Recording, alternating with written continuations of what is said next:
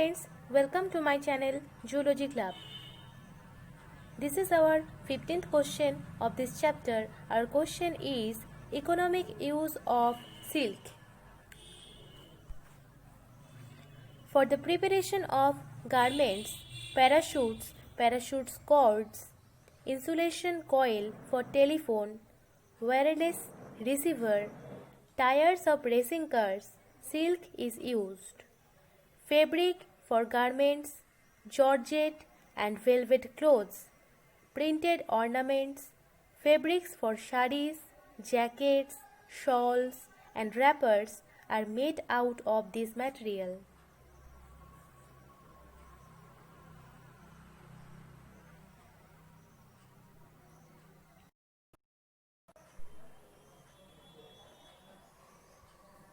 Our next question is state the factor influencing the quality of silk production.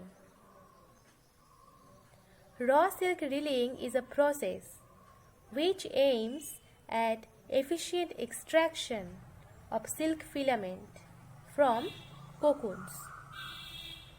Important factors which have a direct bearing of productivity and quality of silk are as follows. Raw material quality.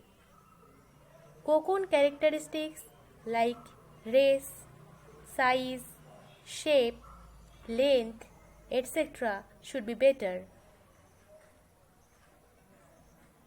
Processing parameters which is adopted for stiffling, cooking, reeling and re-reeling. Machinery or devices. Machinery or devices used for drying, cooking, reeling and re-reeling process should be better for better silk production. Water quality. Water source and water characteristics should be good for silk production. Human skill. Human skill involved in manual and mechanical operations for silk production.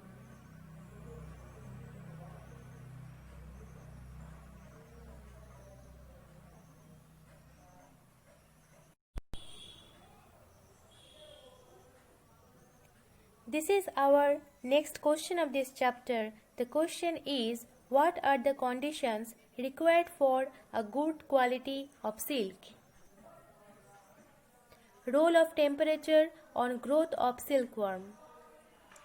Temperature plays a vital role on the growth of the silkworms. As silkworms are cold-blooded animals, temperature will have a direct effect on various physical activities. In general, the early instar larvae are resistant to high temperature, which also helps in improving survival rate and cocoon character. The temperature has a direct correlation with the growth of silkworms. Wide fluctuation of temperature is harmful to the development of silkworm. Rise in temperature increase various physiological functions, and with a fall in temperature the physiological activities are decreases. The tropical Indian multivoltine races of Bombyx mori are more tolerant to high temperature. Unlike multivoltine, bivoltine races have better yield potential and produce superior quality of silk, but do not survive under extreme climatic conditions. Role of humidity on growth of silkworm. Humidity plays a vital role in silkworm rearing. Its role is both direct and indirect. The combined effect of both temperature and humidity largely determines the satisfactory growth of the silkworms. and production of good quality cocoons. It directly influences the physiological functions of the silkworm. The young age silkworms can survive in high humidity conditions, but later age worms do not survive in these climatic conditions. Role of air and light on the growth of silkworm. Like other animals, silkworms also required fresh air. By respiration of silkworms, carbon dioxide is released in the rearing bed. The freshness of air can be determined by its carbon dioxide contents. Although atmospheric carbon dioxide content is generally 0.03 to 0.04%.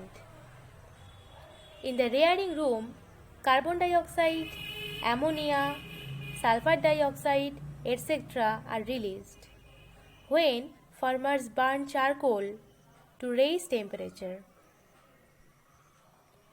These gases are injurious to silkworms. Therefore, care should be taken to allow fresh air through proper ventilation to keep the toxic gases at a low level. Influence of environmental factors on nutritional indices. Variation in the fluctuation of temperature prevents insects from attaining their physiological potential performance, and they achieve it only if placed in an ideal and favorable environment. Influence of temperature on reproductive potentiality of silkworm moth. The reproductive performance of silkworm varies with climatic factors in addition with physiological status of the parent. The commercial viability of silkworm is dependent on correlation between cocoons, moths, and their reproductive potentiality.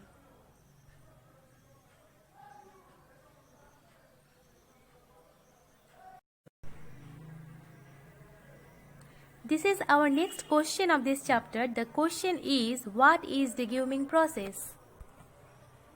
A major undesirable constituent part of silk is silk gum or sericin, about 25% of total mass. Sericin is removed by deguming. Deguming is the process of removing the sericin or silk gum from silk. Removing the gum improves the shine, color, and texture of the silk because the gum can serve as protective layer. It is typically left on the silk until it is ready to dye. Working procedure: set the bath with substrate at room temperature and add soap and other necessary materials.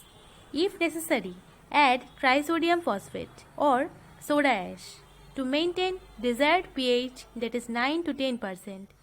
Raise the temperature to 95 degree and run for 2 hours for optimum of sericin gum. Cool down to 70 degrees Celsius and then drop the bath. Wash it with warm and cold water successively. The link of the rest of the videos of this chapter are provided in description box. Those who have not watched my previous videos about this chapter may check the links mentioned in the description box. To get more videos made by me, be connected with my channel, so please subscribe my channel and press the bell icon. Please like this video and share this video with your friends. Thank you.